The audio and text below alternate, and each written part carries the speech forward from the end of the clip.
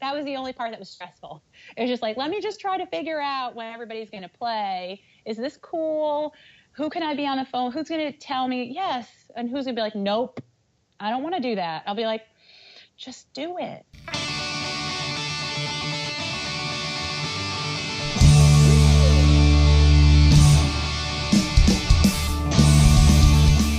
Welcome, everyone, to This Was the Scene, the podcast that takes a look back at the late 90s, early 2000s New Jersey punk rock scene. I am your host, Mike Doyle. The Bergenfield Girls were show promoters in the northern part of Jersey who were made up of Melissa, Erin, and Kathy. They were just three awesome chicks who had a passion for punk rock and decided to start putting on shows just because they were like, well, fuck it, let's do it. Back in the day, my old band Lane Meyer loved playing the shows that they put on because they were just super easygoing and a lot of fun, and their shows were always awesome. The majority of the shows they put on were at the Teaneck American Legion Hall, which became a staple for watching great bands, even though it was such a very tiny place and got stupid hot back then. But, you know, air conditioning, I guess, didn't exist then. This interview is pretty awesome because, A, Melissa is the shit, and B, it gives you an inside look on what actually went into putting on a show between paying for the hall, getting bands to show up to play on time, dealing with potential brawls in the parking lot, and more. Funny story is that after hearing episodes 2 or 3 of this podcast, Melissa reached out to both me and Jeremy from Home Beginnings, and asked what we thought of playing a reunion show. And both of us thought it was awesome, but then it was just, okay, now we have to get 6 other guys to be interested in doing this, which we ended up doing, and that's why you can see both of our bands at Plug Debonair Music Hall in Teaneck, New Jersey on Saturday, July 21st with special guest Jettison. You can purchase tickets at thiswasthescene.com. Just go there, scroll down, and click on the purple button that says click here to purchase tickets. End plug. I thought it would be awesome to get another perspective outside of a band on what it was like to be a part of the scene back then, just like I did with Chris Padami with Portrait Studios on what it was like to record bands, Anthony Annoyance, who did a zine, Heath Miller, who also did promotions. And I'm trying to get different angles, but I love this side of it because it was, for me, I was in a band and I want to see what it was like for them when we'd show up and be a pain in the ass and what kind of stress that put on them. So I asked Melissa, would you want to be in the podcast? She said, hell yeah, and this is what we talk about. My Bronx Tale story, bands that we would say were quote-unquote ours, the Aquabats, Paramus Park Mall, the band Heckle, how they book bands by cold calling them, how they found the Teaneck American Legion Hall, were shows stressful to put on, how they had to keep the peace at some shows, how local shows were very similar around the country, were any bands a pain in the ass, the Westwood Garage, how did their promoting shows come to an end, and a ton more. As always, thank you again to anyone who's donated to the podcast. If you'd like to do so as well, just go to thiswasthescene.com and, you can send whatever you like. Again, it helps me with the $20 a month to keep this thing alive. Also, I finally added merchandise on the website. Just a couple t-shirt designs that I've come up with. One of them is an homage to us going to diners back in the day with 20 kids, and we'd all want waters and just split a side of fries and stay there for like 4 hours smoking cigarettes, and then the wait staff probably hate us. The other one is a band ripoff t-shirt, so if you actually know the band, props to you. I'll just leave it at that. And the other one is a new design that kind of just fills in New Jersey. All proceeds from the merch will go to supporting this podcast. If you want to check it out, just go to thiswasthescene.com. And I can finally announce, which I've hinted to or alluded to for the last couple months, officially that Rob Hitt from Old School Punk Rockers Midtown will be re-releasing Lane Meyer's first album, Stories for the Big Screen, on vinyl. This will be on his record label, I Surrender Records. It's a limited remastered, yes, it's remastered pressing of 250 copies. It's on green vinyl. One side has an etching that says, God, I miss you, God, I miss this place. The other side is the entire record from beginning to end with the sound clips. And this will be the only place to find our remastered version of With or Without You, since we won't be releasing that digitally. Pre-sale starts July 9th at 11 a.m., and the release date for the record is July 20th, which is the day before the show at Debonair. Yes, we will have copies at the show if you do show up, so it's another incentive to go besides it being an awesome time. And also, I want to note that Rob is re-releasing Humble Beginnings' first record, Overanalyzing the Manifestations of Unconscious. This will be on July 13th. It's digital only for the moment, so it'll be on iTunes, Spotify, and all those digital places. So you should definitely go check that and download it and listen and get the lyrics ready to sing them back to them at the show on the 21st. Feel free to subscribe, leave a review, and share this with anyone who you know would love some nostalgia. With that said, let's get started. First of all, you are the first female that I've interviewed. Yay! I feel so honored. I was thinking about that a couple interviews in, about 6 interviews in, and I'm like, holy shit, I'm only interviewing guys. And I couldn't think of any females to interview because I was trying to think of bands back then, but I was thinking of maybe Avery, but they came in later on outside of the timeline that I'm trying to focus on.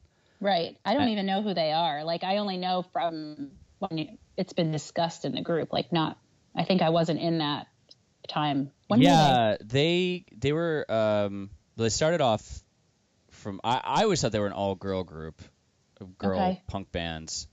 Nina, she's married to Ricky from Bomb Shelter, and they had started, I guess, with Dan, or no, Delvecchio was in the band, and then Steve Eldeville was in the band. Yeah, it was. They talk about it in the, I think Steve Eldeville's interview. They talk about it.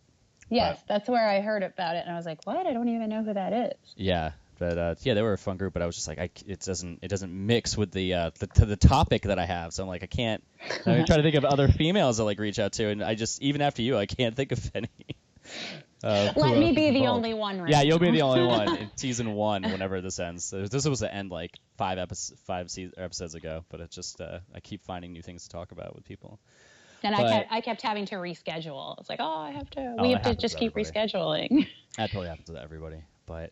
So you so typically I'll talk to, let's see, I've done record late, or actually I haven't done label. No, I try to do label. I keep trying to do Jay Pinball again. Jay, reaching out to you, you should do this. But I try to do record labels. I've done the studio, I've done the roadie aspect, the band aspect, the promoter aspect. So you'll be the second promoter, and I want to get your perspective through through my questions that are strategically asked. No, they're not, but. Really just from that point of view, because I think it's, cool that people see that perspective. And yes. But to start this off, because you did a lot of shows back then, but to start this as in all the interviews, what song, what band, what musical thing got you into music? If I have to think about like what got me into music, it's really interesting because like I grew up in my house. My dad always liked Motown. We had like an old record player like in our living room, and he was always playing his 45s. And that's just what I listened to. I can't remember specific names because it's funny because when I was growing up and I started becoming like kind of the odd one out in my family, listening to this obscure band or going to this show or whatever, I didn't really know where I got it from. Because everybody was just kind of like, oh, you're the weird one in your family. I'm like, okay, I'll take that. But I remember the one time my dad was like, he grew up in the Bronx, and he's like, I used to go to these obscure record stores, and in the basement or some alleyway, there'd be like a Motown group nobody knew, and I would just get their 45 or just remember them. And that's all I remember listening to. And I remember the day, because we wound up buying the house from them when they decided to move down to South Jersey. Okay. And he opened up this one closet that we weren't really ever supposed to go into. And we'd have toys in there maybe. But like later on when it became his room, the computer room, he was just like, just leave that spot alone. I'd be like, okay. One day he opened it up and there were like tons of 45s, like as high as the ceiling on the top shelf. And he's like, I don't care what you do with the rest of the things in the house, but those I want to take. Yeah. And I was like, it all made sense. It's like, in the Universal lines, you're just like, now I know why I like this weird music. Like all I remember is listening to just obscure Motown music that he had on record and making my own dance moves. And well, what did you like about it? Were you someone who listened to music and you would sing along? Were you someone who would start dancing along? Sing. I would choreograph the dances. That was just what I was used to. Like he listened to talk radio later on in his life because he passed away 3.5 years ago. Okay. But it was always something like when Sirius Radio came, he found a station just for stuff from the 50s and the 60s. And that's what he listened to. And that was what made him the happiest. And I wish I could remember some of them. It's one of those things, if I heard it on the radio, I'd be like, I know this song. Like, but there wasn't a specific song. I remember. No, there is. Okay, good. All right. No, there is. It's like, because I can remember it because like Chuck Berry and Marv, like those, like I'm trying to think because now I'm going back through time a little bit. Oh, fuck, Doyle. There's like Dream, like what is that? Is it Teen Angel? Like they have it in back at the end of Back to the Future, and he's singing like Earth Angel, that song. Okay. You know that song, right? Yeah, you know absolutely. What I'm talking about. Yeah, I mean, don't make me sing it. It's the Back to the Future. It's the song that they're playing. Yeah. But, well, you know, so when he gets and when his hand is all cut up, and you know, all that kind of stuff. It was like a lot of like when I think of the kind of music that my dad was into, if I could associate it with a movie, just for my own memory, is like a Bronx Tale. Like, have you seen a Bronx Tale? Oh yeah, yep. Actually, real funny story about that. My dad was sitting in the plane coming back from Los Angeles, or he was going to Los Angeles. This is when he was living in LA in like 90, when the fuck was it? Back in the 90s. And he was sitting next to Chaz Palminteri, if I think him. Oh my God. And he was like, oh, hey, you know, he's like, oh yeah, I'm an actor. I was in this movie with Sly Stallone, and it was that movie Oliver or whatever, when he was the crime boss. And it was a really shitty movie, but the guy goes, yeah, I'm actually flying to where it was either LA or New York. He said, I'm going out there to pitch a movie idea to Robert De Niro. And that ended up becoming Bronx Tale. Oh, and my God. God. Dad got me his autograph. My dad, he's like, you know, can I get an autograph for my kid? So on a scrap piece of paper, he wrote his name, like, you know, to Mike something, you know, Chaz. And I didn't know who it was, so my dad gave it to me. I ended up like, oh, okay, cool. And I ended up throwing it away. Oh, no. I was like, I don't know who this guy is. And years later, my dad was always like, I can't believe you threw that autograph away. I'm like, I know. That's so funny. Okay, so as you were. No, but thank you. As you were with your story. But that's like what I remember. It's just like, if I heard it, I would know it. But that's, growing up, it was stuff like that. Like, my mom liked more stuff like Elvis. She liked, her favorite Beatle was Ringo Starr, you know, like those were the things that she was into. And then the earliest memory I have of someone I liked personally was like Michael Jackson. Okay. You know, everybody listening to him, that was my first record, my first 7-inch. But the first band that I became obsessed with as a kid was the Monkees. Oh, I love the Monkees. The TV show. That was my first cassette tape. I was heartbroken when Davy Jones died. It was so sad to me. It's just like, and that was the first band I took on as mine. My parents had no problem just like trying to find stuff for me from them. It was like, okay, here, sure, cassette tape, blah, blah, blah, like whatever. And it was like, that was the first group I remember ever being obsessed with as a little person. I like how you said that was the first band I considered mine. I think that's such a true statement, as we would all listen to music that was our parents' records, or they would play it, or it was their radio station.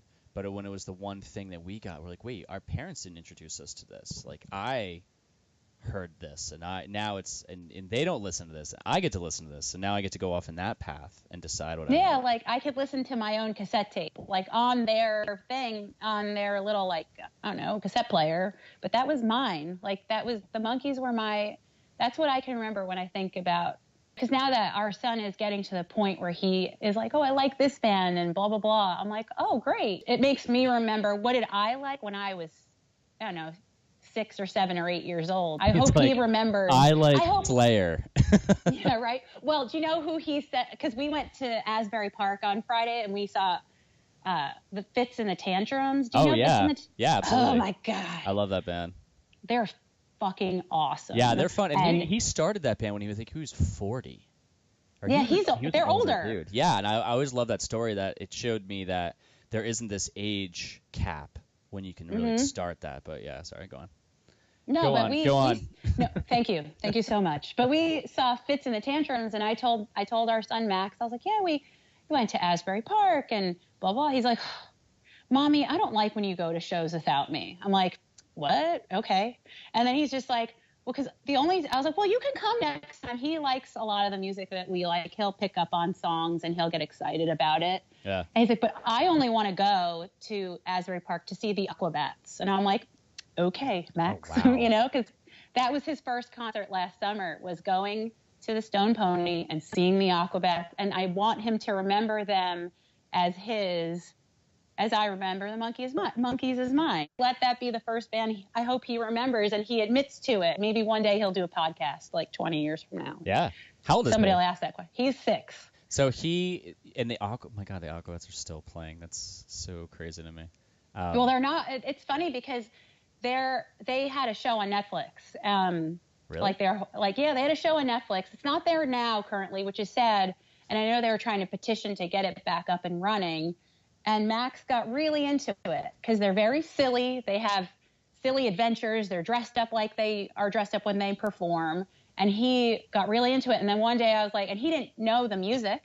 So I looked up Fury of the Aquabats, the record. Yeah. And I was like, you should listen to this. And he was like, oh, what is this? And I was like, it's the Aquabats. And he was like, oh my goodness. And when we took him last summer, I remember Reggie and the Full Effect was played too, and I was so excited to see Reggie. I was like, oh my God, I haven't seen him in forever.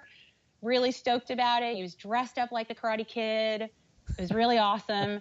And I was so excited. And then I said to Max, I'm like, the Aquabats are going to go on. He's like, the Aquabats, I just want to see the Aquabats. He saw them, and I swear he was like speechless. Yeah. He was like completely stunned.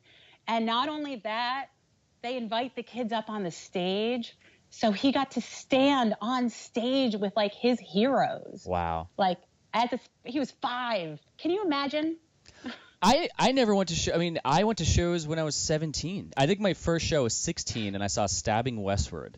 That was my first show. Wow. And I got, and I was in high school. But when I was a kid, my parents, they listened to music, but they would never bring me to go see a stadium. So when I was older and got to go see these stadiums or the stadium shows or clubs, I was so nervous because I didn't know what to expect. But that's crazy to have your kid go at 6. 'Cause I remember Jeremiah from Weston, he used to bring his son to shows and have the big headphones on him the whole time and just sit him on an amp, and he would just watch him play, or the kid would watch him play drums. I thought it was the cutest thing ever. Well, when Lifetime reunited in 2006, I think they had their kids at the shows too with the headphones. You'd see and that was the first time I'd ever seen like a baby or a toddler walking around at like the Bowery Ballroom or any of those places. And I was like, wow, that's pretty cool that they're doing that. Like, my husband still plays, and, Max, our son, has gotten up on stage and like tried to sit behind the drum kit. And like, it's just what he's grown up being used to. And like when they would practice at our house, he would want to go downstairs. I want to play music with Daddy. Like, he wants to play drums, and he wants to change his name to Justin Timberlake. So that doesn't make any sense. No, it doesn't make any sense. But he needs to work on his dance moves. Yeah, he's and he's practicing. But I mean, that's the life he's used to. I never thought that. Why should we have to? I mean, not like I'm going to take him anywhere crazy, but if he can go see his daddy play, or if he wants to see his favorite band play, why shouldn't I take it? As long as it's an all ages show, he should go. Yeah. Why not? I never got to. So what was the band that got you into like the punk scene? It's so funny. It's interesting because I was talking to Kathy about this. Kathy's the other Bergenfield girl. For yes, anyone. Kathy and Aaron. Kathy and Aaron. Yes. Was there a fourth Bergenfield girl? There were. I felt there was a couple, but the three of you were the staple. Yeah. But I thought there was a fourth. There is hashtag not there slash is was is there is. She is my one of my oldest and best friends. Her name is Liz, and she used to draw all of our flyers, like the cool looking, kind of skate kids having a good time on a flyer. That was Liz. That's what she did. Really? Yeah, she would go to all of our shows. She would do the design for these flyers, the ones that we would pass out at the ball. Liz what? Liz Urso? Because I'm on your Facebook page. I'm going through your friends. I'm trying to see. Oh, yeah. I remember. She was just in Colorado, so she has a really cute new profile picture of of her little face with because she and her boyfriend just went to Colorado to the sand dunes of some sort, and she had a really nice time. So I don't remember her. I don't know why I don't remember her. Yeah, she's a cutie thing. Hopefully she shows up to the show next month. I'm like, come to the show. She's like, I'm so glad I didn't have to do the promotion part because it's very stressful. It was stressful. Don't say anything. Cut that out. Okay, but what was did you say the band that got you into it? No, because the funny thing is, if I have to tell you this kind of interesting thing is the interesting thing about us getting into the punk rock scene and putting shows on and stuff is we didn't go to shows first before putting on shows. We just were still we were listening to Weezer. We were going to see bigger bands. So you were going to see bands though, but just going into the city. Yeah. Oh yeah. Or we Starland, Ballroom, or not even. We just were going into Roseland and Irving Plaza. But yeah. we'd never been to a small American Legion Hall show. So you would go to those bigger shows and see the bigger bands, but then how did you transition to going and just saying we're gonna just put on shows? What was that stepping stone to doing that? It's funny because we have a very close friend, and she and Kathy were in the same grade, because Kathy's younger than I am. Yeah, she's a couple of years younger than I am, and our friend we would go to the mall, because that's what you did in Bergen County, is you went to Paramus Park Mall. Yep. And we would hang out, and all the punk rock kids would hang out, and that's what you did. And you're oh, cute boys. We need to have them come to us. Yeah. Oh, yes. Come to us, boys. No, that doesn't happen. But she would talk to these people from other towns in the area. There was a big scene, and if you remember, I'm sure you do. You remember Pete Valenzano, Little Pete? Absolutely. Yeah. He grew up in the area by Westwood, New Jersey. Yeah. And there was a place where the kids would do shows. Well, he was really good friends with Chris from, what's that hardcore band that was on Hopeless Records? Oh my God, I don't know. I know what you're talking about. I'm going to look this up as we're talking about. Okay, so go on. It's on the tip of my tongue. But there was a very big scene back then. And when we started going to the mall, our parents would drop us off because we weren't driving yet. Heckle. Chris yes. Heckle. He was Thank you. Okay, sorry, go on. Absolutely. They were fantastic. Yeah. But there was a big scene back then. Good old big shit back then. Yeah, there's just big shit there. But our friend would go and she would make friends with these kids because she was there a lot more than we were, and she would develop these friendships with people. And she'd gone to a couple. I think on the thread that was also that when you talked about Sticker, yep. who was from where we grew up, the one kid, Craig, was like, oh yeah, he started posting all these videos that I haven't seen in 20 some odd years. And I was like, oh shit. And there was one where Sticker, or his old band, Example 24, played at a high school near us, and our friend had gone. And she was always going out and doing those things, whereas the rest of us were like, I'm just going to walk around town or, watch Growing Pains. I don't know. We would just, or go swimming in my pool, because I had a pool growing up. So yep. But she would extend herself, and this is before social media. So the only way you knew was if you were to talk to people. She was really cute, and she would talk to these people and develop these friendships, and she would go. And one time we were at the mall, and this kid with Liberty spikes came up to us. I was like, oh my God, I've never seen that in real life. And the guy that was with him was Pete, and Pete Valenzano. He gave us a flyer to his band at the time's final show, and we're like, oh, should we go to this? And we're like, I don't know. We've never extended this far out. We haven't gone out past our little Bergenfield area. Was that Endless Summer? What was the name of that hardcore band? No, that was Revolution Summer. Revolution Summer. Endless Summer. Is that Endless Summer? That was good too. That was much later. Revolution Summer, yeah, because I think. But the band. Yeah. No, go ahead. No, because he was also in that band with Chris Heckle as well. I think Chris played bass and Pete sang. No, right? It was the other way around. Really? Maybe. I don't know, because there was a point. Maybe Pete did sing. I thought he was the singer. He might have been. Okay. Yeah. No, he was in a band called The Scam.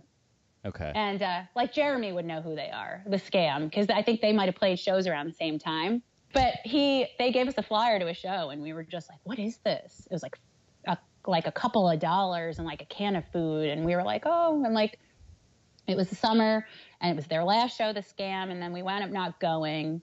And then there was other shows, a couple of other things, because we became friends with all these like kind of like punk rock, goth, mall rat kids. Mm-hmm. And they were just like, oh yeah, so-and-so is doing this for my birthday. Come to this. And we were going to go, but we always got sidetracked by doing something else. Watching Growing Pains and swimming in the pool. Growing Pains, going swimming in our full clothes. That's just how we did it. Yep. Making my parents nuts, that kind of thing. And I think we were just hanging out one day, and we were just like, we had the flyer, and we're like, we should throw one of these. Like, we should do this. And we're like, okay. So like, that was it. It wasn't like we'd been going. We just knew that this was something we wanted to be a part of, and we just threw ourselves into it. Why did you decide to do that instead of just go to shows? Did you like to have kind of control over it, or did you think you could do it better? Like, what? There's always a reason that someone, because that's a big step. It is a big step. When I think about it now, I'm like, man, that was big. Because I think about it, I'm just like, I mean, I can't go back to my 18-year-old self and be like, why did you do it? I wish I could. But I just think it was one of those things where, like, it might be fun. Let's see what we can do. What was the first show you booked? Oh, God, this is so funny. Because I can still remember it, and I can still remember booking. Like, it was really, really, really, it was a mess. It was a huge mess. It was such a mess. But, like, it was our first time. We had no, these days it's like social media. You want to know who plays? Like, I'm pretending to type on the computer. You can't see my face, but it's like, if you want to know if this one wants to play, you send them a message on Facebook or something, you know? But, you know, this girl that we're friends with, that Kathy was her best friend at the time, she knew a kid when we would go to the mall, and he was very involved with these kids in the town of Westwood. It was about 20 minutes away from us. And he was just like, he was the reason why we got in touch with a lot of bands. Like, he was just like, he's like, you should have this band play. And we're like, okay. He'd give us a phone number. We'd call someone's parents' house, hoping to speak to their child, to their son or daughter, you know, and be like, hey, you want to do this for us? And they'd be like, who are you? They had no idea. And we'd be like, we know so-and-so. Because the kid was such a sweetheart, and he was just like, just use my name. They'll know who I am. Like, that's okay. Wild. I never heard of promoters calling bands out of the blue. They were either at shows handing out flyers for their show, or and then they would talk to a band and see them play, and they'd go up to them after and say, hey, that was awesome. Do you want to play one of my shows?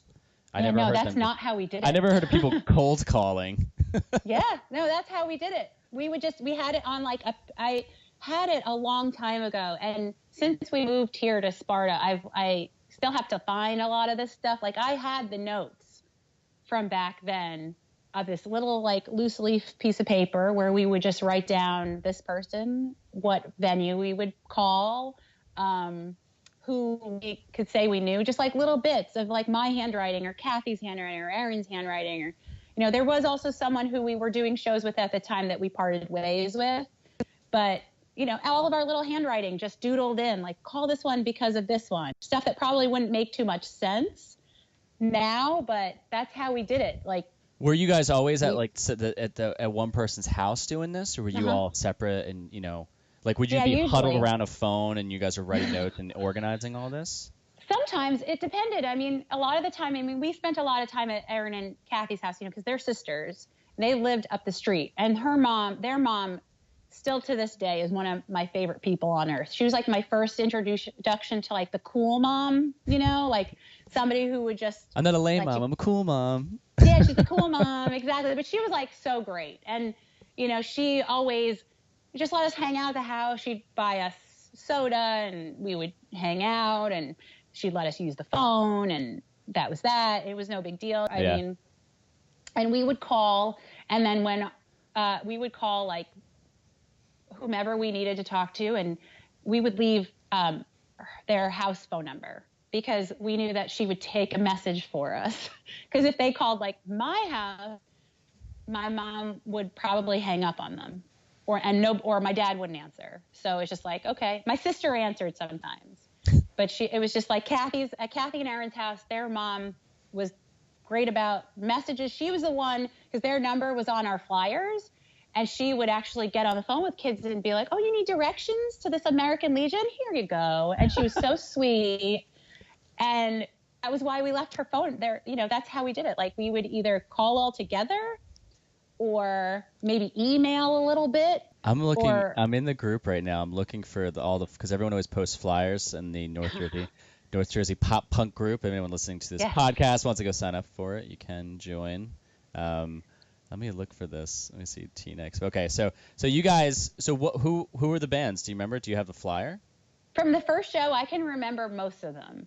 I don't have the flyer because I'm still looking. I feel like I was really looking for it, especially for the podcast, and because the show is coming up next month, and I'm just like, oh my God, I really want to look through all this stuff. And I actually found our old website, which I don't know if it works. Kathy said maybe it works on a PC as opposed to like mobile, like a phone. Okay. Because it's an Angel Fire website, so cookies and stuff come up, but you can still see it. Yeah, there's a way. second. Yeah, you can go back and there's like a time. There's some kind of thing where you can go online and look up old websites that it's still like archived. Yeah, it's still there. Like if you put in like Bergenfield Girls, angelfire.com, it's like right there. And I'm like, whoa, so weird. But the first bands that played, we got Example 24, who were like kind of a goth band. At the end, they were very theatrical. There was all this fake dried blood on the floor of the Teaneck American Legion Hall. And we're like, what the fuck is this? And that was like part of their act. Everyone's always talking about this band, and I do not remember them at all. No, it's okay. They were good. They were okay it was just different. Like, we only booked them twice. And then we also had oh, geez. Yeah, we had Example 24 is one that stood out. I think we had Rest Assured play. They were a hardcore band in the next town from us.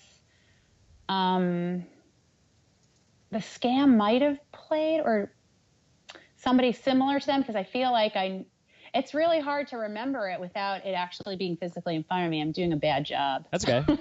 So it was at Teaneck? It was at the Teaneck American Legion. Well, how did you find that place? Because that became, I mean, even in the Heath Miller interview, he was talking about how him and Jack, for a State Farm promo series they have on YouTube or online, the two of them go to that Legion Hall, and Jack's telling them a story about where they would play and telling the audience about the scene back then. It's kind of funny that, I mean, were you guys the ones who initially found that place, or was that already a place that had been booking shows? The funny thing is like we found that place like in a rush. When we were trying to find a hall, somebody had suggested do an American Legion or a VFW hall, and we had found a place in Dumont, which was the town next to us. Okay. And they were just like, yeah, we can do it, but then it like fell through, like in the midst of us already making flyers for this and, you know, telling everybody it was going to be in Dumont at the American Legion. Something fell through. I can't completely remember. And we went figuring out like, oh, who can we get in touch with? A lot of places told us no. They didn't want kids coming and possibly ruining their shit. Like they were just like, we don't want a bunch of teenagers coming and playing these shows, and like, who the hell knows what could happen? Yeah. So we're just like, okay, that's okay. What the hell are we going to do? We felt defeated. And then the Teaneck American Legion, we're like, okay, we'll do it. And we're like, oh. And it was one of those moments where you're like, oh shit, this is actually going to happen.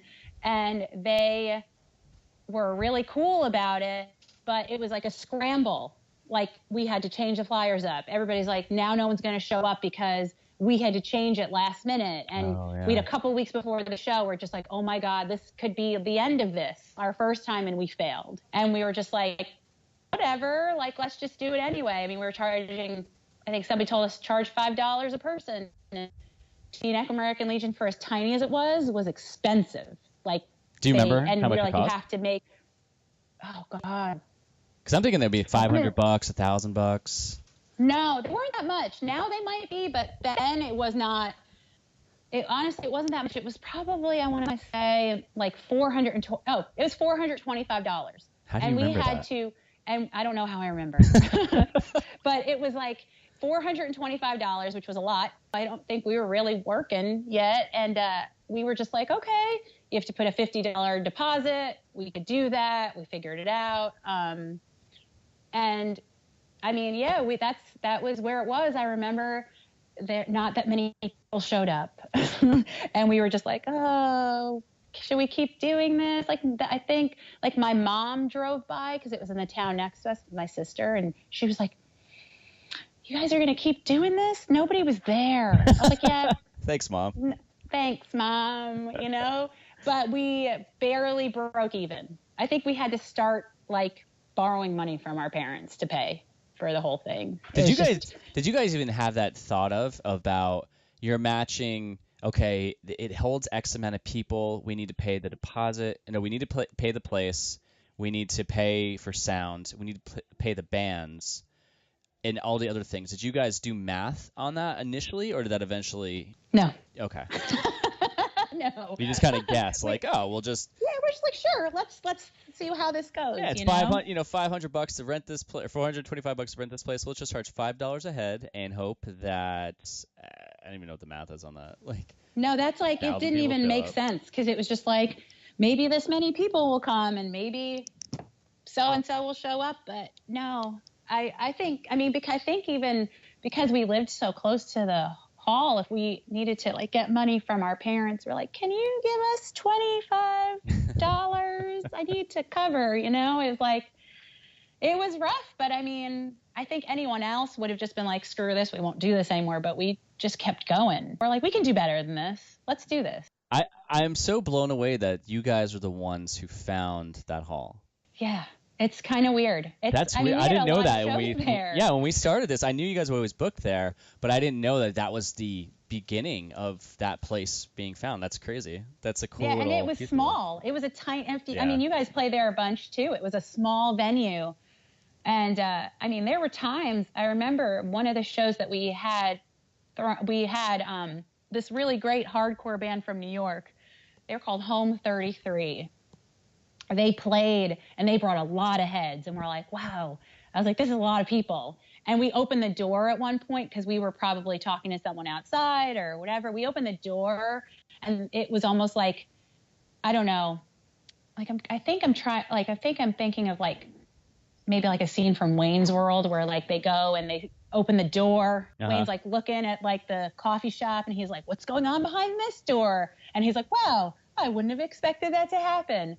And that's what it was. We were like, oh, shit. Like, the dude was crowd surfing, all these kids, all the energy. It was like December. It was like 100 degrees in there.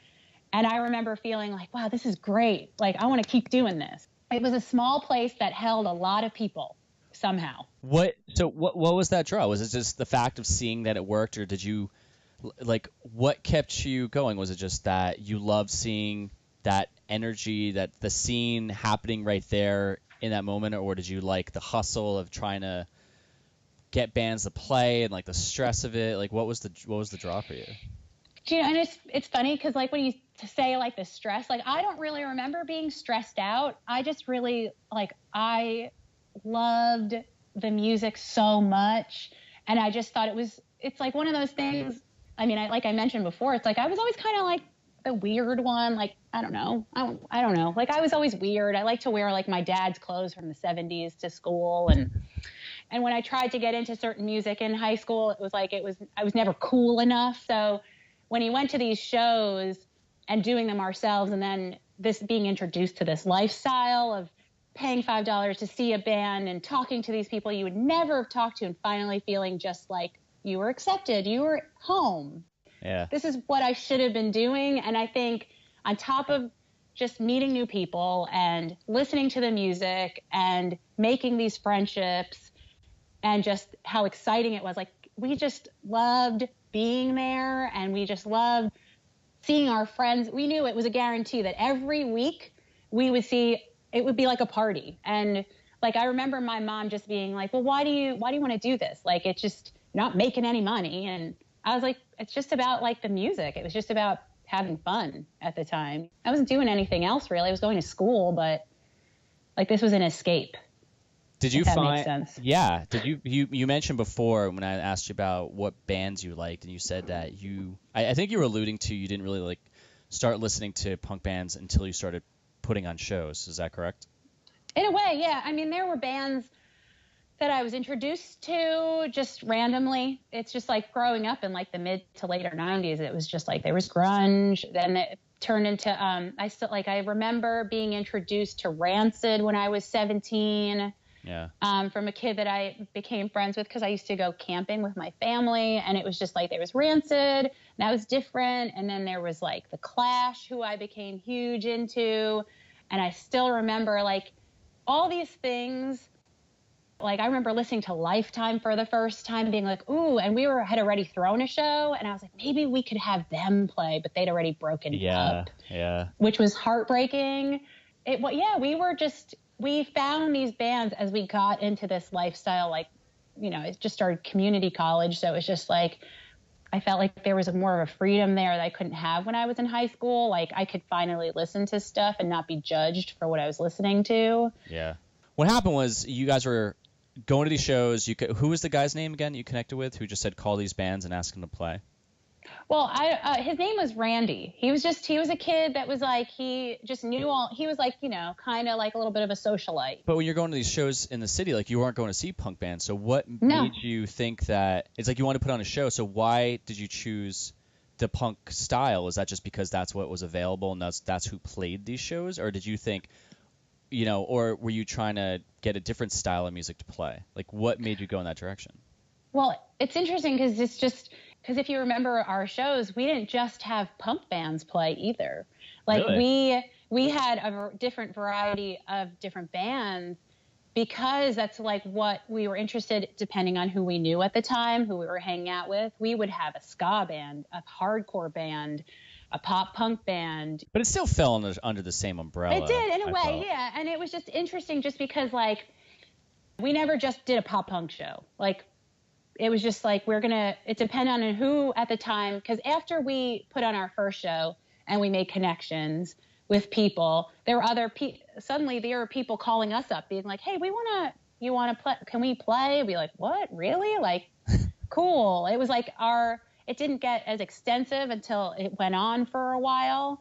But after we did the first one, even though we broke even and we kind of felt defeated and we're just like, but we decided, let's do another one. And we did another one. And then we started developing friendships, you know? Yeah. So our friends' bands would play. And then, I don't know, it's like, after a while, it's like, I'm trying to think. It's like going back in time capsule. I'm trying to remember your question. I'm bad at this. You pretty much answered it because it was when you started doing the shows, was there a specific genre you wanted to play, or was it just the availability was that it was ska, hardcore, and punk bands who were playing those shows? So you said, okay, well, we'll just have to get those kinds of bands, and we'll eventually get like the bands like, I mean, Weezer's its own sound. I mean, back then. Yeah, of course. But it's just, when I think about it, it's also like, you know, we also had a goth band play, too. I think it was just for us because we had such a wide range of things that we liked that we just wanted to kind of give everybody an opportunity. You know, it wasn't just we wanted to stick to one thing and that's all we wanted to do. We wanted to, when we started developing friendships, we also wanted their bands to play. We wanted it to be our friends. We wanted to have different varieties of stuff. And it was interesting because with those different types of sounds of music, you had different types of people who would come, and you never knew, is there going to be a fight that's going to break out because we're having this type of a band with this type of a band. There were a couple of times where starts of fights might have had to have been broken up because we were putting different types of people together and they had to get along. Yeah. Kathy and I were reminiscing about one time, one of the bands that we had booked, I guess we didn't know had some kind of animosity with like this other group of kids, like hardcore kids, and then these ska punk kids. And there was a time where it was like they were face to face to each other. And we really thought, we were like, oh, fuck, now T-Net's going to get shut down. This is going to happen. what the hell? And somebody was like, guys, this is not the place for this. We're all here for the same reason. And they were dead staring and looking at each other. And we're like, okay. And they got it, you know. We just wanted it to be a positive experience no matter where you came from. It was like a safe place for us. Did you ever have a giant brawl happen? A lot were prevented. Who like was it the three of you walking up to them, or did you have friends who would go up and do it? Friends, yeah. I mean, it's interesting being females in the scene back then, and you know, we were friends with a lot of different types of people, and you know, we could stop it too, but sometimes it would just be somebody who was kind enough, who was a good friend of ours, that would just be like, this is not the place for this, you guys, you know. And it would just, people would take a step back, people would come and they would just enjoy themselves, and that's what we wanted mostly. It was just, this is a positive, safe space for all of us, like, let's just hang out. Were you out of high school when you were doing this? Did you mention that? Yeah, I graduated in 97. Okay. Yeah, we graduated the same year. Yes. We're old now. I was going to ask you, did you feel a difference walking around the hallways afterwards? But I guess you wouldn't have, because you did this after the fact. Yeah, and it's funny because Kathy is younger than I am, and Erin is too. I'm the oldest, so Kathy. Yeah. So okay, on that sense, did they ever talk about how when they would walk around in high school, they'd run into bands, or they felt this different? Because when you're in high school, you're kind of lost, and that's where people. I mean, I'm still like with Barker and all them. We're all still. There's like 6 or 7 of us are still tight to this day from high school.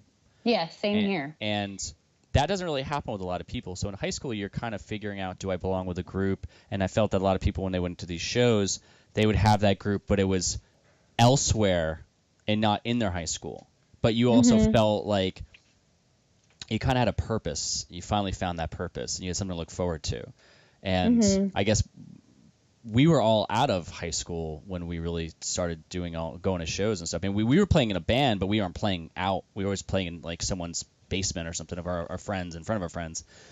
But did you find, like, did Kathy or Erin ever talk about when they were walking around school, like, yeah, we actually are finding the kids that are going to these shows, and now we're all hanging out together, or we're so excited through the week, it makes high school more enjoyable, or I don't know. Does that make sense? It does make sense. I mean, it's you know, like, I think, like, in high school, like our high school, gosh, Bergenfield High School. What a dump. I'm trying to think, like, because their cousin Pete, who works at Debonair, he is in Erin's grade. We knew him from high school. Like, I've known Pete since he was 12. Oh, wow. And we went to high school with a couple of the guys from the band The Finals. Okay. Do you remember the Finals? They were like after, I think they might have been in the different time period, but they were in some bands too. So when we started networking, and like I would go back to, like, say, pick up Kathy from school or something, or Erin, it was a good way to also network, because you didn't just have to pick up the phone and call them. You could actually talk to them too. You could just be like, oh, hey, did you guys can I get your number would you be interested in playing, and blah, blah, blah. And that was the only time I think that I even used that for myself to advantage, was just like, oh, I'm going back. Let me just talk to such and such about if I could get their number to see if they wanted to play a show. But I mean, I know that we would hand flyers out at school sometimes, but I don't think there was much of I mean, maybe there were kids who were going to shows, but I didn't really know them. I don't know if Kathy, I can't speak for her, but I don't know if she really knew them either. I think we didn't want other kids. Now that I think about it, we didn't want other kids in our high school to know about this. Yeah. And a couple of them did, and they started kind of showing up, and which is cool because we liked them as people, but we didn't want the word to really get out. So I guess it was kind of different, where you were looking. It's almost like you're looking for that crowd of people, but you're looking for them at the show. I think when you're at high school. Now I remember for us, we didn't want, we were like, just don't figure this out. We don't want you showing up with your jock attitudes. Yeah. Your preppy bullshit.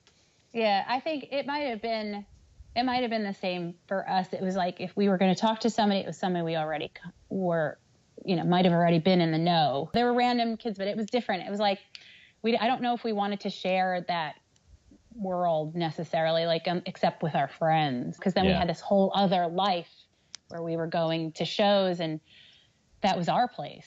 That's like we didn't want to share. I don't want to share. Was Teaneck the only place that you booked? No, we did Teaneck American Legion a handful of times. We did Westwood American Legion one time, just once. Why just once?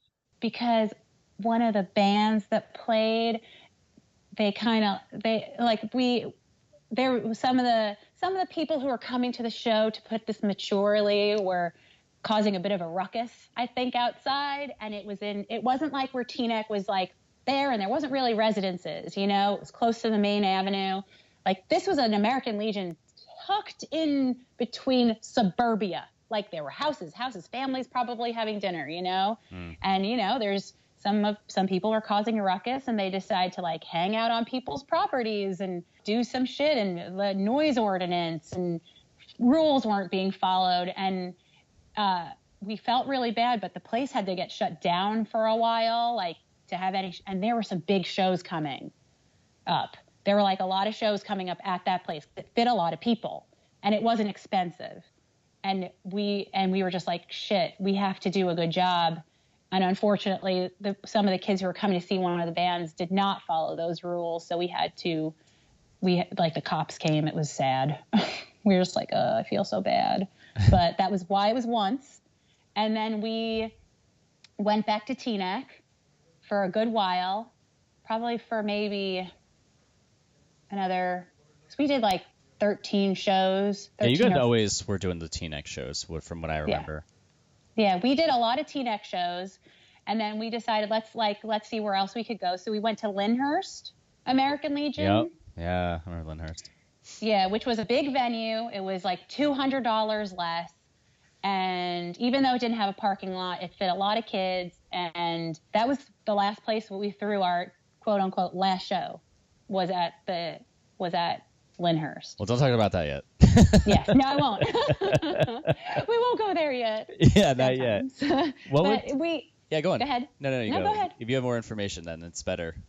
I don't know. I don't know. I want to know what you were going to ask. No, I was going to say, what would you say was the hardest part of booking shows? Was there a difference of opinion between the three of you? Was it like hard talking to the people who ran the place? It was like the sound.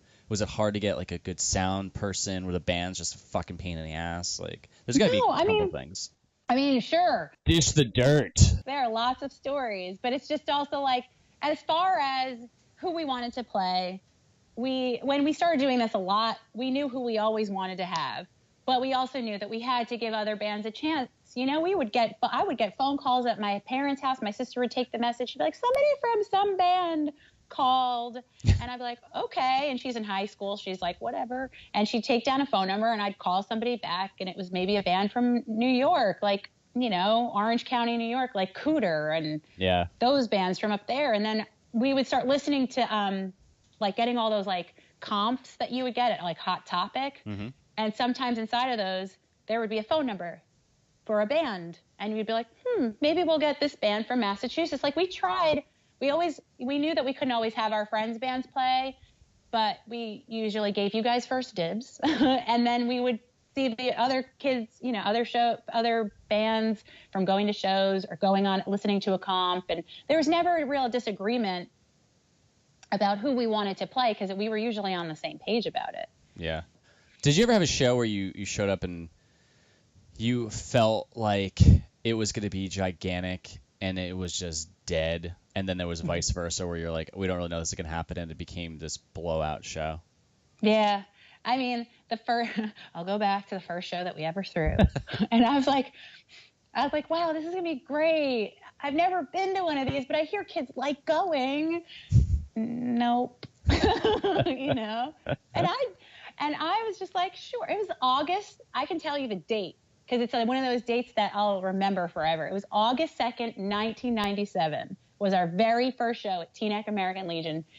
And there were some people, our friends came. They gave us their money. We're like, cool, thanks. But that was one of those things where I was just like, all right. And then, I mean, there were some shows that I didn't expect a lot of people. And yeah, like as we started throwing these more and people knew us and we were promoting like hell and bands were telling people and they were telling their friends and so on and so on. It was just like, I still remember our last few shows being like blown away that we were reaching capacity of these halls. I'd be like, what? Like, I mean, I know you said not to talk about like it wasn't really our last show, but it wasn't intended on being our last show.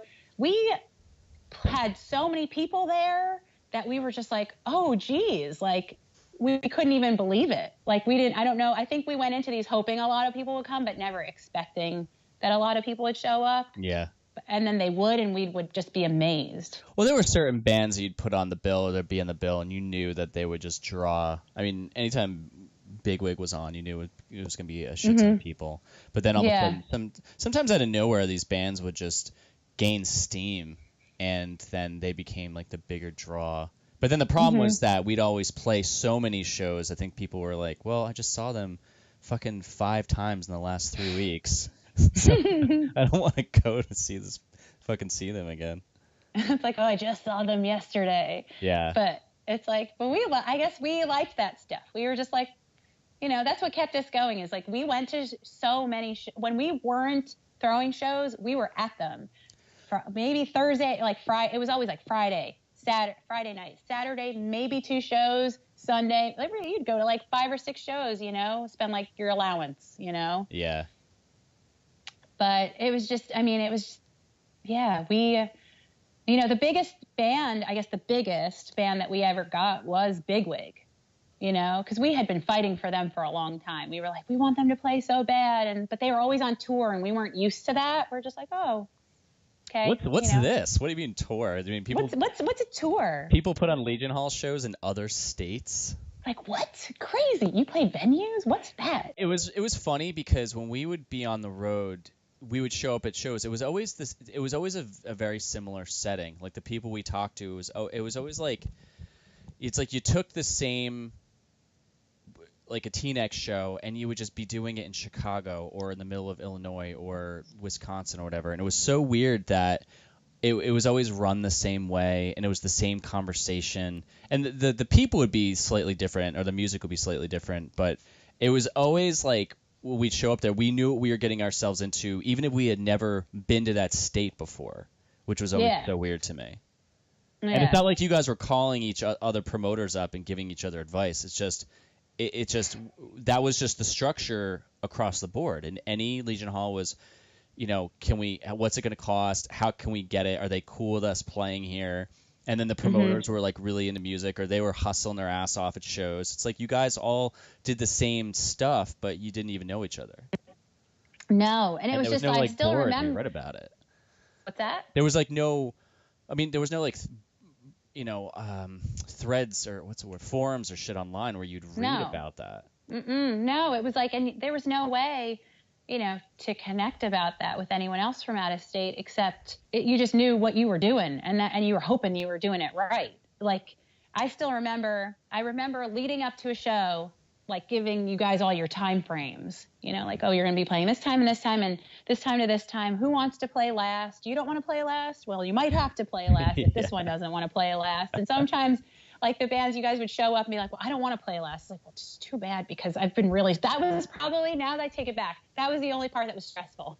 It was just like, let me just try to figure out when everybody's going to play. Is this cool? Who can I be on the phone? Who's going to tell me yes? And who's going to be like, nope, I don't want to do that. I'll be like, just do it.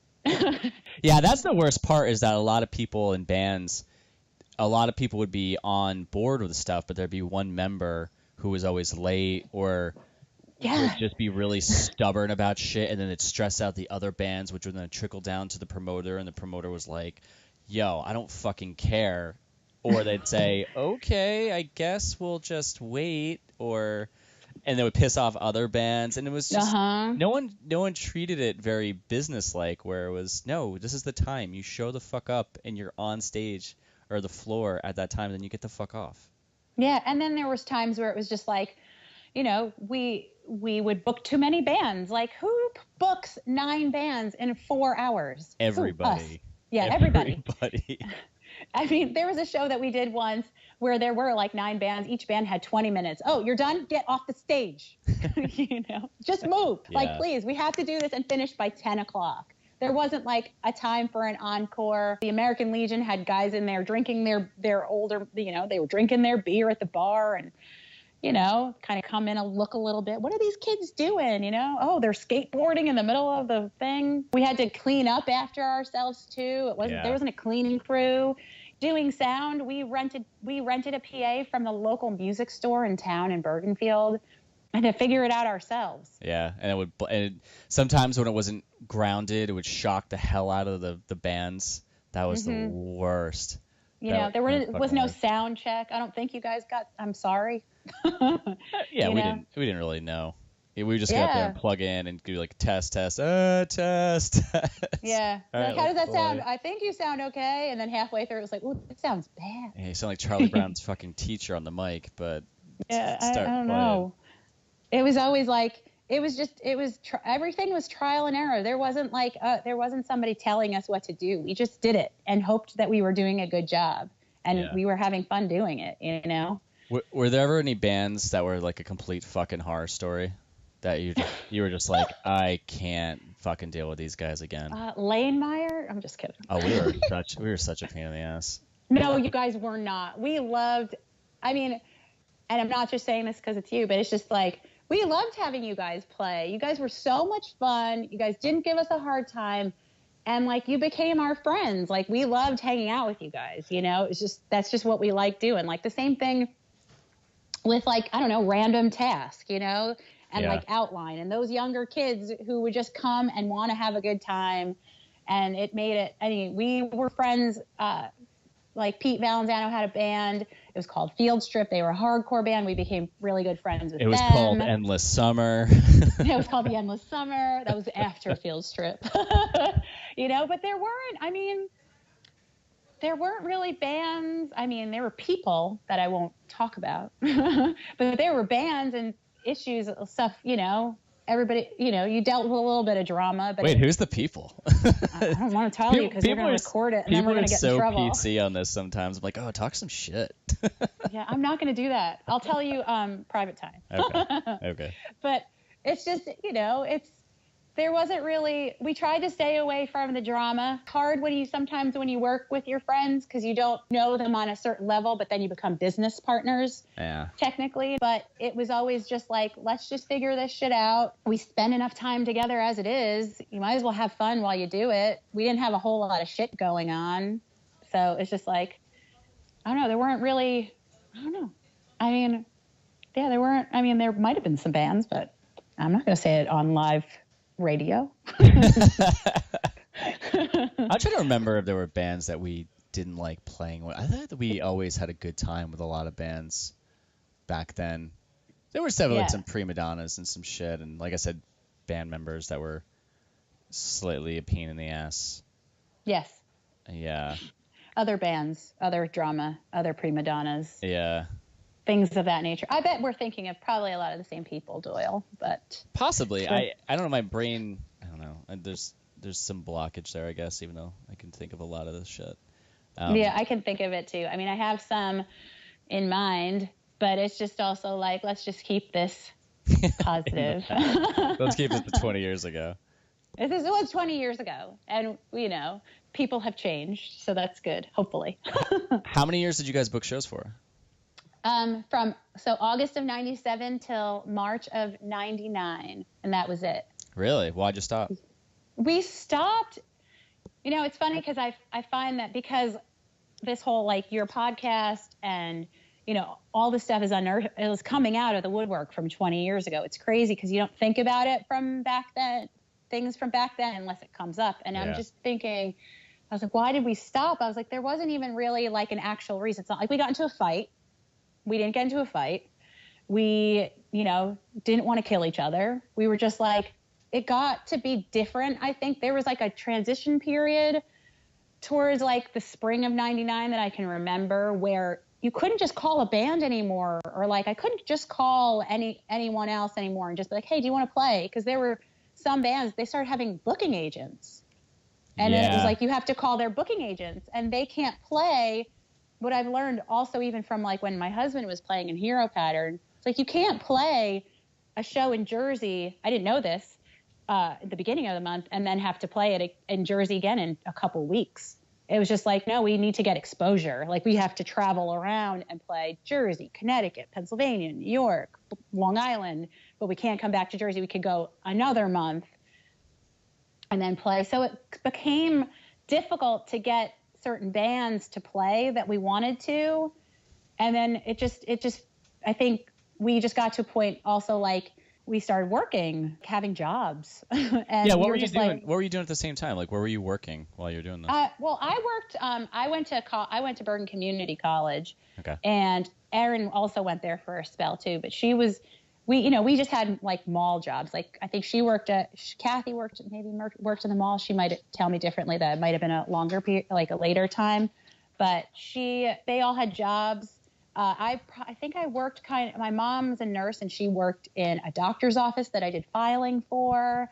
Erin started nannying at that time. Okay. And then I did after that, like two. Like, she started nannying two girls, and then I started nannying a boy and a girl later on that year in '99. And it just got to a point where it wasn't even that it just started becoming one of those things where it was in the back burner, and then it just faded out. Like, we were still going to shows, but we weren't booking because it started getting really complicated. I think we liked the simplicity of it all for the times that we were doing it, because it was just like I'd call up Sean, and I'd be like, hey, Sean, you want to play a show? He'd be like, yeah, let me just ask the guys. Yes, we'll play. And it was like easy. What was the last show we played with you guys? Because that was that year. Let's see, because I was telling you about that, the photos that I found, and we were all drinking together with the Lawrence Arms. Yes. Drinking like Mike's Hard Lemonade or whatever. Yeah, yum. I didn't even know if we were old enough to drink yet. That was what we just could get. I don't know right? if you guys. Oh yeah, I think it was like around the time where Zima came out. We're like, what's this? Let's just get this. It's like, let's just chug this. That would be great. Shit. That's a good idea. Because we were going on tour. In 2000, we left in August to go for 2 months with Lawrence Arms. So you guys had been done booking by then. So did we just meet you? I think it was at that Westwood Garage show that we played at. And I think we just went back with you guys to someone's house and partied there. Yeah, that was Erin and Kathy's aunt's house in Paramus. And she would go away on these lavish vacations and leave us the house. And we would hang out and have people over. Yeah. And like, I think that was it. That's what we would do. It's funny now that you say the Westwood Garage too, because like when you asked me about like where was the first place we booked, we actually tried to get the Westwood Garage. So we called 411. We want to know where the Westwood Garage is. And we didn't know it was someone's actual garage. Oh, man. We were just like, it's attached to someone's house. So they sent us over to a mechanic shop. We're like, no, that's not it. Like, what's the Westwood Garage? Yeah, whose house was that? It was somebody who was part of Heckle's. It was his parents' house. I'm pretty sure, I think you're right. But it was like, it was someone's actual, like, it was like my garage in my house. Like, that's what it was. And I was like, oh, it was a garage. Yeah, it was literally a garage. Like, we showed up and we just loaded all our stuff in and just were sweating our asses off. Oh, God. That place was such a great place to see shows, though. That was the only time I think I had ever been there. Yeah, probably. Yeah, because we just had Brian in the band for a few months. And we were playing all these shows, and yeah, my God, I'm so crazy to remember that. Back when I was like fucking 130 pounds or something. 35 pounds. We were all smaller then. Oh, God. God damn you, beer. What was the last show? The last show was March. See, it's funny because I remember these dates. It was March 6th of 1999. Did you promote it as the Bergenfield's last show? We know, because it wasn't supposed to be. We didn't think it was going to be, because after that show, the way it worked was the show would be done, and like I said, the girls and I, we just hung out a lot, like every day. And the next day was a Sunday. We're like, so what's the next one? Like that was just like what we did. We throw the show, go home, the next day or a couple days later, we would just be like, what's the next one? Yeah. Who do we call? Who do we get in touch with? It was just like, we just had, after all that time, we just knew exactly, for the most part, what we were doing, like how we wanted to get this run. Who do we have to call? Who do we need to get in touch with? And March 6th was not supposed to be our last show, but it was. And it was a really good way. Too. Yeah. And it was a really good, go ahead. I'm sorry. No, yeah. Good way. So, but it was a really good way to go out. Cause, I mean, did you guys play that? I feel like you must have. I have no idea. Was it a Teaneck? No, you did. You guys played. And I'll tell you why I know. Because that show, we made bank. Like, we made a lot of money. And I remember being like, oh my God, what am I going to do with this? I've never made money at these, maybe $10 to go to Applebee's, Yeah, which is where we always went. Always Applebee's, yeah, right. We could get our half-price appetizers with this $10. We could give gas money, Yeah. Maybe we'd take you guys out to eat if anyone was hanging out. That show, we made a lot of money, and we were able to pay you all back. I have to look. I'm on the Facebook page right now looking through all. I mean, there's no way. It's not in chronological order or anything like that. I bet Joe Polito fucking knows that. I should message him right now. It's possible that you guys were there. I mean, I can't see why you guys wouldn't be, because I feel like. Who was on the bill? Well, Random Task was. You guys were. Teaneck. Yeah. What? It was at Teaneck. No, it was Lyndhurst. Because we ended at Lyndhurst. Because when we started getting more people playing these shows, we just moved out of Teaneck, because we were just like, we need to go to someplace a little bit bigger, a little more affordable. And Lyndhurst had that. It was March 4th, you said? March 6th. March 6th. Okay, I'm actually literally messaging Joe Polito as we speak. So funny. Yeah, that had the staircase leading up to the front door, didn't it? Yes. Okay. Yeah. And they had that big grass field in the front. Yeah, there were like some of the kids used to like do frisbee, like they'd play frisbee, or they'd hack, or they could just hang out outside before having to play if it was nice enough out, I think. Yeah, and there was that bar downstairs. Yeah, there was a bar. Yes, there was a bar downstairs. Mm-hmm. It was a really big space, I remember. Yeah, it was a huge space. What the fuck? Yeah. I can't remember, because that was right. We had gone on tour with Chris. I think it was right around then. We did tour 6 and 7, because 8 was our last tour, and we played this thing called Mac Rock back then, and I think that was part of the first tour, because we kind of split up where we went out for about a week and a half, came home for a week, then we went right back out, and then we came back in 7. That's when Chris quit. So that show is right around. I think it was about a month before Chris quit the band. Okay, that makes sense. That's crazy. Now I really want to know what that show was, and because it was just where our heads were at. Because I know that we were pretty much, I think on the. I mean, we were always on the edge, but I'm trying to think of like that. There was some noticeable tension where Chris was showing signs that he was going to quit. I don't know. I just see. It's like now I'm going back. This is like when I talk to Kathy on the phone, and we go back in time and get lost in the conversation and then we remember everything. But I mean, I feel like you guys had to have played, because if you guys were touring, we always wanted to catch you in between to know that you could play for us, kind of a thing. So I feel like you were there, because I feel like when we tried to hand over money to you guys and to Random Tasks, you guys were like, no. Like it was almost like a lot of money for any of us to have in our hands at that time. And we were just like, and we're like, no. And we're like, no, we want to pay you guys, because you've been doing this basically for free for us for the past year and a half. Like, take this. And we wouldn't take no for an answer. Because I remember still Random Tasks making a little bit of money too. And Ben was like, I don't know, Melissa. I'm like, just do it, because we owe you this. And that was it. Like, that's how we went out.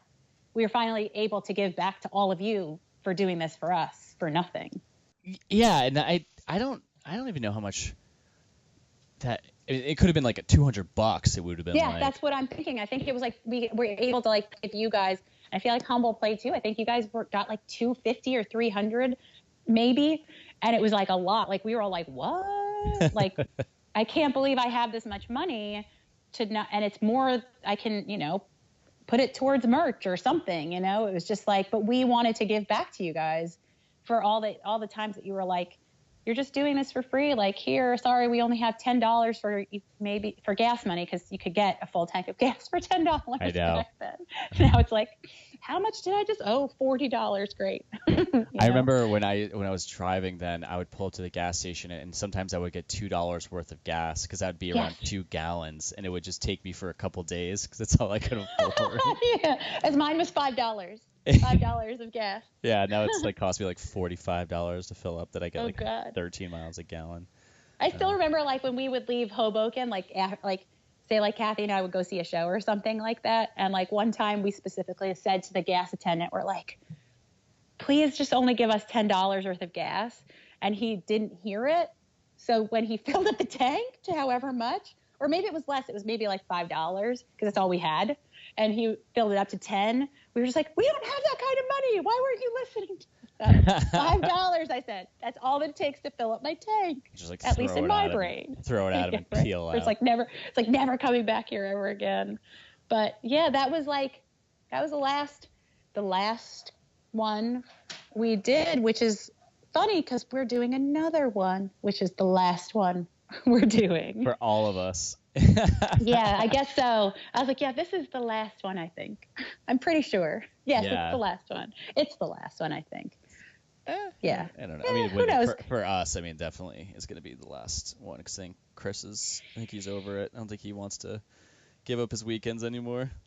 Yeah. Oh, have you guys been practicing? I mean, you're in North Carolina, so how do you guys practice? I think I've mentioned this in another one.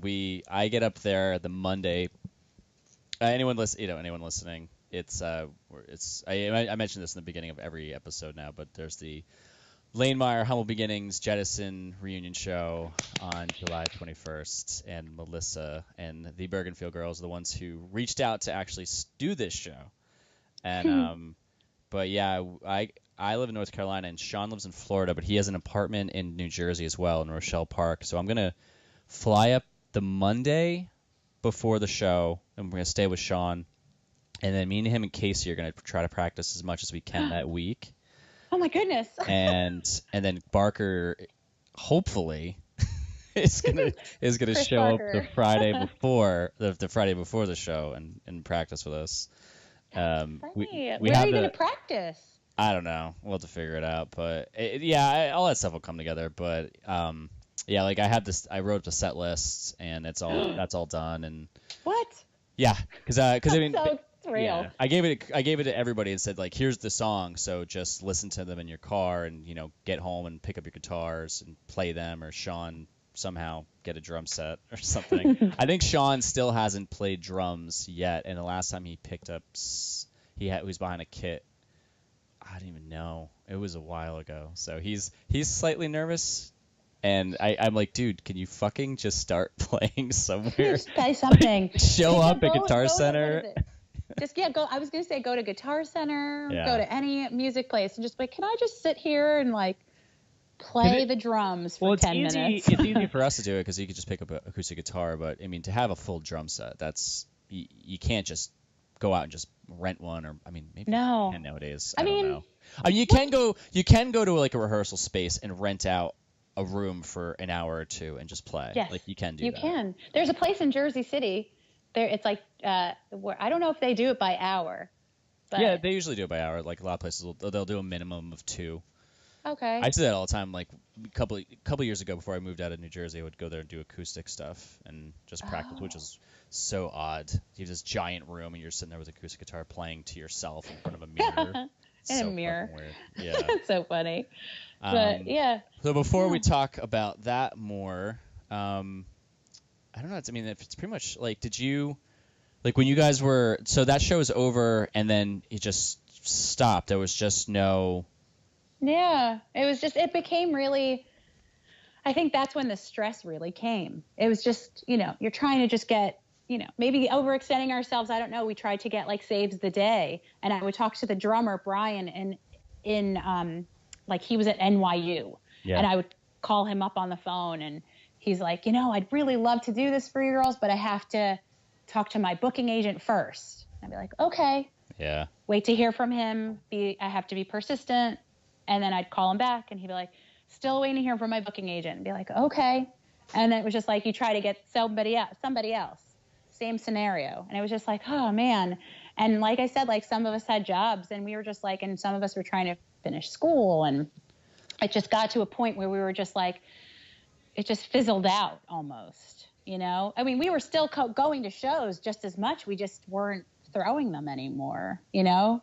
I think the scene changed at that point. Like it just became a little bit more difficult for us to get the bands we wanted without competing with someone else. So, and it was not that we didn't still love going. I mean, we still went like it was our job, and we still kept up with friends and went to see you guys everywhere, you know, and went to see Humble every time they played. And then bigger bands were playing, like the Get Up Kids were playing, and Newfound Glory was coming around a lot. And we developed friendships with Newfound Glory, and like, we always asked, oh, would you guys want to play? But it was like, oh, we're on tour for 3 months. I'd be like, oh, okay, never mind. Yeah. It just became one of those things, I think, where instead of us getting stressed out about booking them because the scene was changing, we just were like, let's just go to these still and have a good time and have fun. So. Did you go to a lot of local shows still, or did you just keep going to the club venues? Yeah, more. I mean, we still went to, because then also it, you know, we still kept up being with friends with certain people in different bands and stuff. So like we became friendly with this one band who I don't think they played any of our shows, who wound up becoming Pensy Prep. Do you know who they are? Because they wound up becoming My Chemical Romance. Yeah, someone mentioned them recently in an interview. I think it might have been Mike OCG's interview, but someone did mention that name. And I didn't realize that turned into My Chemical Romance. Yeah, a couple of them did. It was 2 of them turned into My Chemical Romance. But we were still friends with a lot of people in bands, so we would still go to their shows. But we would also still go other places, you know. And then, I mean, we went to the Wayne Firehouse every time we possibly could. And then we'd still travel all over New Jersey and go more to American Legion halls than we would trekking our way into the city to go to Irving Plaza or anywhere else. It was more important for us to just stick around in, you know, just drive even an hour or so to go to, I don't know, to Manville or something to see the Get Up Kids, you know. To us, I think seeing, I mean, to me personally, I can't speak for everybody else, but it was just going to see the Get Up Kids at the Manville Elks Lodge and Saves the Day when they did Through Being Cool. It was like, oh, wow. And then going to see them, I still felt like I was seeing some local bands, even though they were traveling from far. And then you'd go to see them at Irving Plaza and be like, whoa, this is different. It was a different vibe because I liked going to see smaller shows still. It was more personal, I think. So. Did you meet your husband through going to shows? I did. Yes, I did. I met him for the very first time January of 2001 with Kathy at the Saves the Day acoustic show at the Wayne Firehouse. Oh, wow. Yeah. We didn't start dating until years later. But, yeah, I mean, that's one of the things that makes it really cool. Like with my husband, with Jay, it's like we still really like going to shows. Like they're not small anymore because we're older. But it's like because we were like there to be a bar there. Yeah, especially if I'm getting a night out. you know, like let there be a bar with wine and lots of it, please. That's like holding a Chardonnay while watching a punk band. Yeah, exactly. That's what I did the other day. I drank wine because he just played a show here. Now, since you're from around here, he just played in Sparta at Crows. Oh wow. He just played there with Jeremy's band, Balance Between. A Balance Between or Red Hymns? No, they played with A Balance Between. They did 2 sets of covers, which I regret. I was sad that I had to leave at about 12:30. That was like my point where I was like, oh my God, I'm getting really sleepy. Oh, I can't. I was like, I can't hang anymore. Yeah. But they were fantastic. I mean, Jeremy's voice is just great. Jeremy's voice has always been spot on. Yeah, his voice just like he was doing covers. He did some Stone Temple Pilots and he did some Tears for Fears. And it was like, I could have really kept on watching him, but I was just like, I think I have to go to bed because I was out the night before late drinking and I don't do that anymore. So I was like, can't hang. Got to go home, have can't mom hang. life. Yeah, exactly. Especially because I came home and I like pulled into the driveway with our friend and I heard my kid saying, "Mom," I'm like, "It's 12:30. Go back to bed." Like, what do you have, a radar? Like a tracking device on me? Like, for God's sake.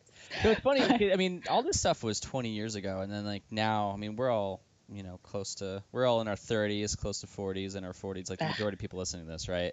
Which honestly, like I don't let it. It doesn't. It's not in my face. I think I also. I don't know. I just don't let it become a thing. No. Yeah. Sort of. Well, I mean, it's like I work in a co-working space, which I'm literally recording this in right now, and it's very, new, and it's like the techie vibe and the startup feel, and so I've always surrounded myself with that. But I was talking to a buddy of mine the other day. I said, it's funny because the majority of people here, it's either the small startups or they're companies they're based out of state, but they have employees here because this whole remote thing is really popular. And I'm like, the majority of people I talk to, they're like in their 20s. Wow. And I don't, what's the word? Like I still dress the same that I did back in the day. Like I still wear, random t-shirts and, fucking camo cargo shorts and shit. Oh, I love that you do that still. I've seen your pictures, social media. Yeah. I still feel that way, and it's almost, I mean, there's an older sense too, but it doesn't feel like it's been 20 years since, shows and all that. I know, it's weird how it kind of snuck up on us. I'll always go back and think about it and be like, man, those were really some of the best times in my life. Like, it's just going, and I mean, none of us were old enough to drink. I mean, we drank. But we didn't really do that though. I mean, some bands would show up and they'd get hammered, and I definitely have to get Che from the Jerk-Offs on here because they were always the band. Oh my God, I would love to hear his interview. Yeah, I have to reach out to him actually because I think that'd be a great conversation. But none of us really. I loved them. The Jerk-Offs. God, they were so fun. Yeah, man. I mean, I don't know, but like they played our last show on March 6th, by the way. They played the Jerk-Offs. Did they? Oh, so they did. Absolutely did. The Jerk-Offs, because he had blue hair, and I remember Jay from the Jerk-Offs. He was such a sweetheart. Like, my goodness. Yeah, Jay's a solid guy. Yeah, he was so great. And it's funny because like Doug too, who played bass. Yep. Oh, Doug. Right. Yes, he grew up in Boonton. That's how we say it, Boonton. Yep. And we had a girlfriend of ours that my one friend went to college with. She was best friends with him. And it was really weird because when we reconnected with him, he and I were like, oh my God, I know you. It was like just like the connection there. And we hung out a few times.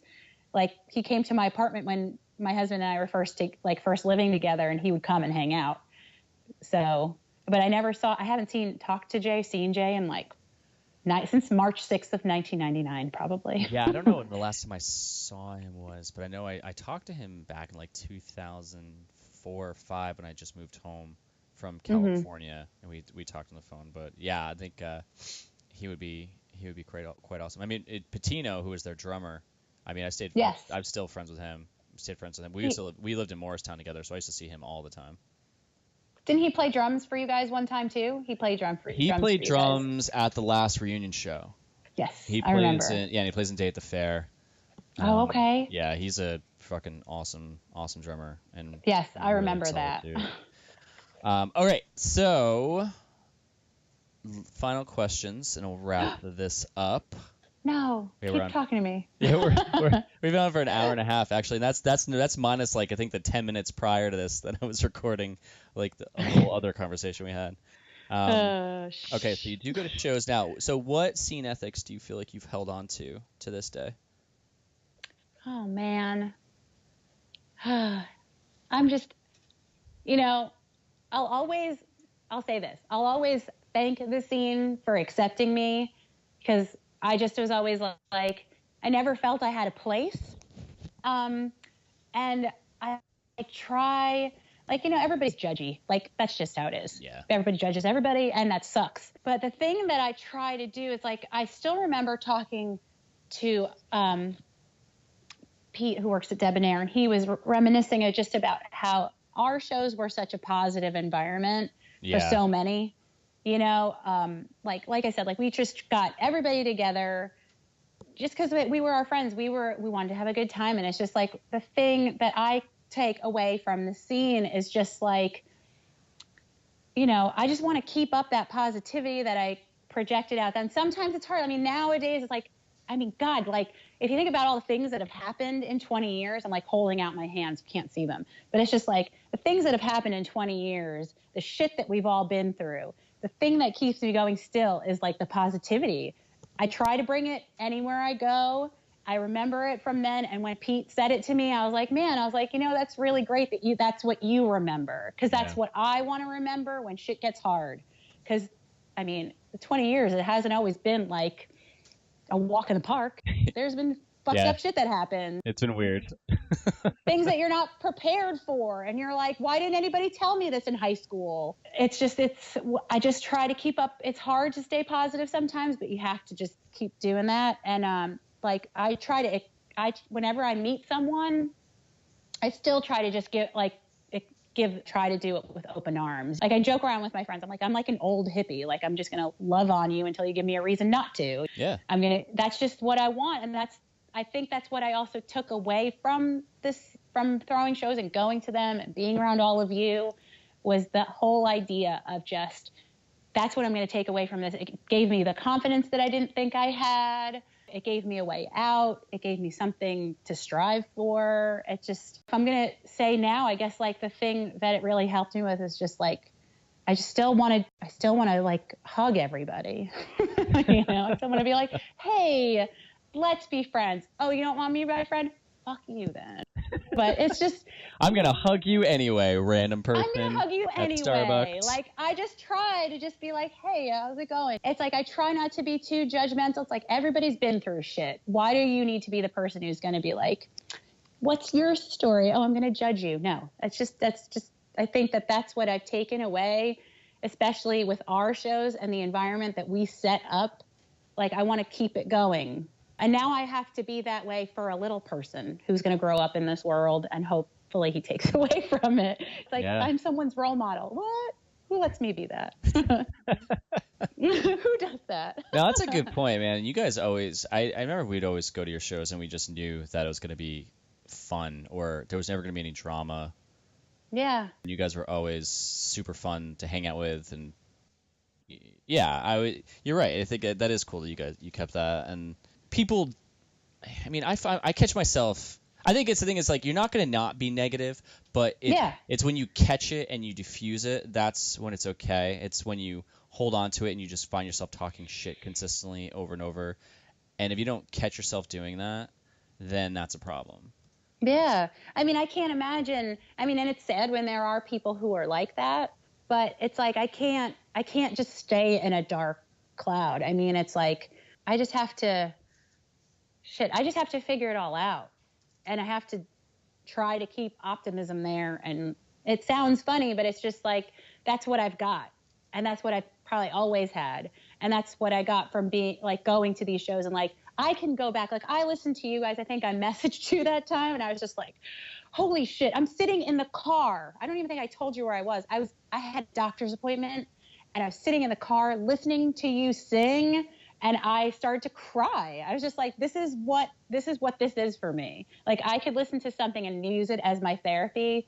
And like, it just you know what I mean? It goes in that direction. Like when I go back to that time period, all I take away with it was the fun and the positivity. I don't regret anything. I'll just, cause I've learned from it all. It was a good time. And when we went to see Fits in the Tantrums and then when we saw Jeremy play, I didn't tell him this, but, I got real emotional watching because I'm like, oh my God, I'm going to get to see all these people, but in the environment where this all began. Yeah. And it's crazy shit, Doyle. Yeah. Fucking crazy. I guess that's a good way to like leave this would be. Fucking crazy. Yeah. So when I started the podcast, I just wanted something. I said it many times. I wanted to win. I wanted to do something that I actually enjoyed doing, and I like creating things. And You do? I didn't know that about you. Yeah, like randomly, just like my entire career is about being a creative. Really? No way. It's funny.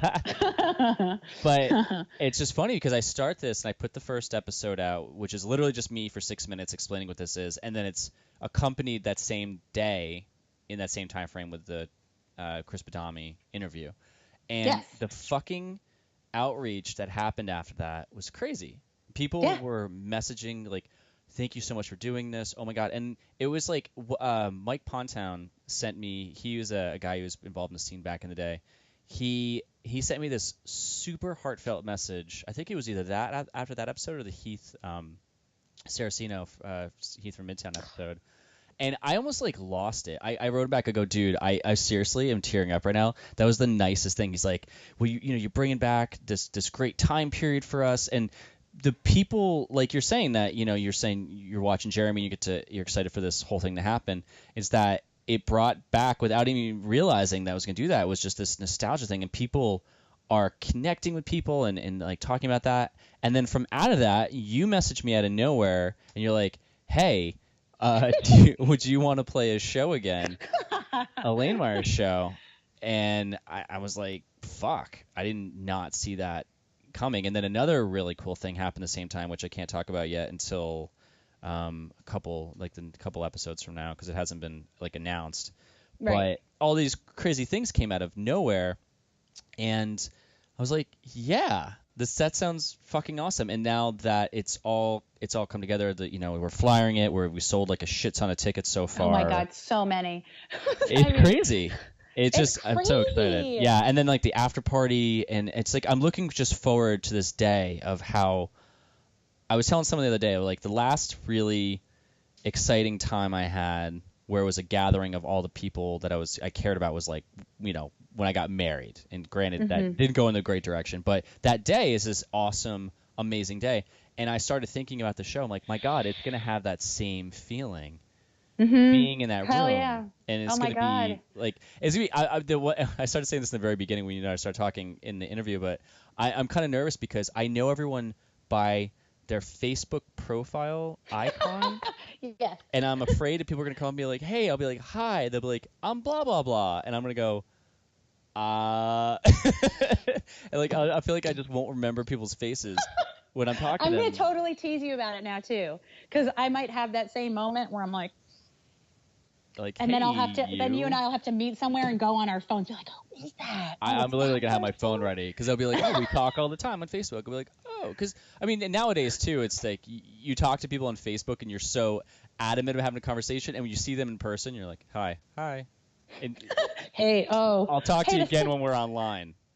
No, but yeah, no, it's funny because it's just, everybody's all over Facebook. It's just crazy to me when I think about the connections and seeing names of people that I forgot about. No offense to anyone out there. It's just years of stuff. But it's just seeing these faces. That's what I've been thinking about lately because I said it like in a couple of days from now, this show is a month away. I know. It's next month, Doyle. I know. Remember, it was March. Like. Yeah. Holy shit, you're right. That is one. And it was like I got the random the random Facebook message. Yeah, because Kathy, it was her idea. She like, we listened to your little teaser for the podcast where I shrieked while I was making dinner because you mentioned us. And that's right. And then Kathy was like, we should throw a show, and I was like, I didn't even think about it twice. I was like, okay, and I was like, wait, what? Okay.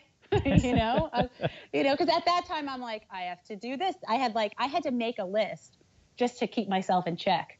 So I was like, cool, I'm going to do this. And now I'm like, now I've seen people that I haven't talked to in a little while. Like I saw this one kid that we're friends with who my husband plays, who's a drummer for my husband's band. Mm-hmm.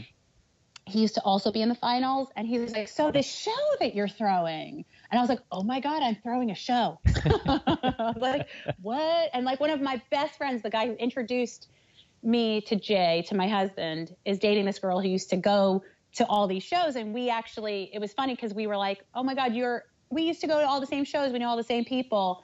And I was talking to him on the phone recently, and he was like, that's the show you girls are doing. I didn't think of that right away, but like, you're doing that. I'm like, yeah, that's me. I'm throwing a show. Hi. Like, you might have seen the boosted Facebook ads all over the place. It's like, are you still following me on Facebook? Every time I'm like, did you buy your tickets, guys? Hey guys, did you buy your tickets? And it's like, yeah, I've seen your great promo video. But your videos, I have to say, they're a family favorite. Like, my father-in-law is like, wow, like blown away. Oh, really? Every time he's like, and he's a huge music guy. Like, he has a room in their house just of records. And we go there and we hang out. He lives on Lake Mohawk, and we listen to records. And I was so excited to show him your videos, and we watched it several times. That's awesome. Yeah, it was really great. I was like, wow, look what I get to do this summer. Like, yay, this is the high school reunion I want, not the other one. Yeah, no, man, it's gonna be quite amazing. I mean, I'm already planning on all the things I'm gonna do the week of the show, like how to promote it then, like how to do. Oh, how are we gonna do it? I'm free. Well, I mean, it's the first time I'll actually be in New Jersey, because I'm doing this entire thing from North Carolina, which is so funny. I'm so far away, but when I'm there, I have to, I definitely need to get my video camera somehow, or I'll have my computer with me so I can edit video, but I want to be able to take video of things that we're doing up there, or just like, I don't know. I have all these ideas. I don't want to like say them all right now, but I hope I go through with it all, because I think I can make just that whole week of just putting out content of what's the buildup of it will seem like a lot of fun.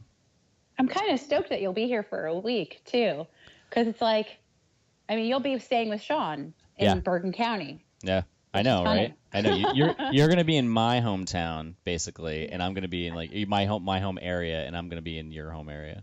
Isn't that funny? Because it's just, I'm going to be in Bergen County a couple of times because Kathy's coming home that week. That's where this all came from. She's going to be home with her baby girl and her husband and her stepson that week also.